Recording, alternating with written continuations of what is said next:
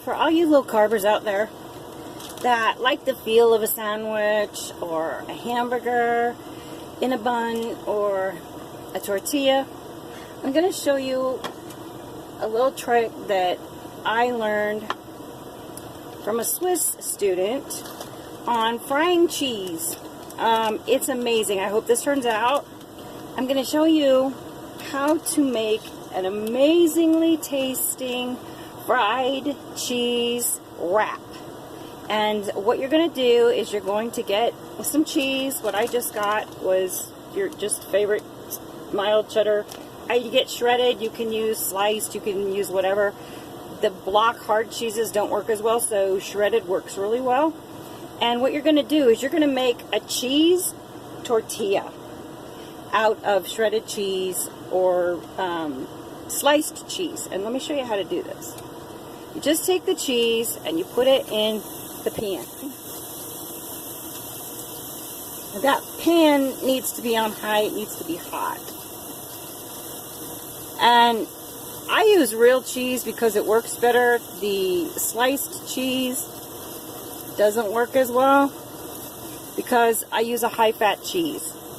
And the reason I use a high-fat cheese is because, as you can see, the cheese gets hot, the oils in the cheese start to bubble.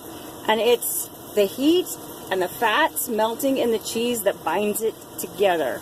So processed cheese isn't going to work as well for this, but what you want to do, flatten it down. And this cheese, doing it like this, tastes like melted cheese on pizza. It's amazing. I do use this to put ground hamburger to make tacos out of. I make these into my taco shells. I make them into my tortilla wraps. I put eggs on these for a morning breakfast. And okay, it's about ready. It doesn't take long, and you're going to want to slip your... Now, I don't have a very good spatula. What you really need is a flatter spatula than mine. You just get under there after it gets dark, and flip it, and press it down. Let those oils come up on the top of the cheese. And that is going to be soft, and you can use that, like I was saying, for a tortilla wrap.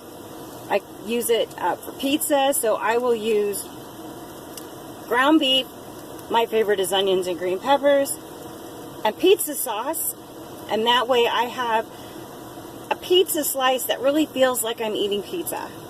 And what I'm putting on it today is a hot dog, but I also will use this for ground beef and cabbage, make a cheese runza. Now runzas are kind of a Nebraska thing. You might have to look them up if you've never had one.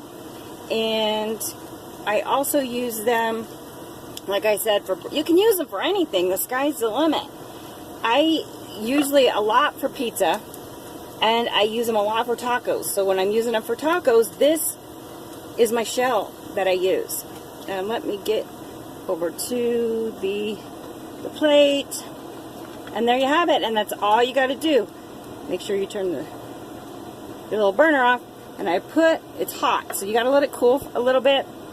And it is pliable, so I can fold it. As you can see, I can turn it into a wrap. And I can put taco stuff in here. I make cheese enchiladas out of this stuff. Anything. You can make anything. Anyway, it was a really quick video on how to make fried cheese into a substance that tastes incredible. Sky's the limit.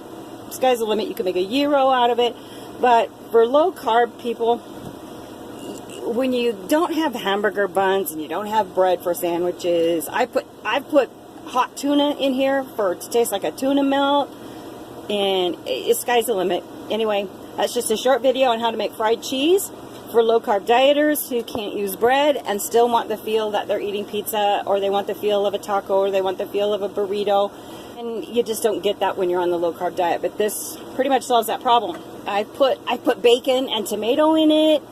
It's just incredible what you can do with this. And it gives you the feel of eating a sandwich, a taco, a burrito, and the taste is incredible. You don't have to get the low carb breads and all that horrible tasting stuff. You do this, and you'll never be the same. It is amazing. Over and out.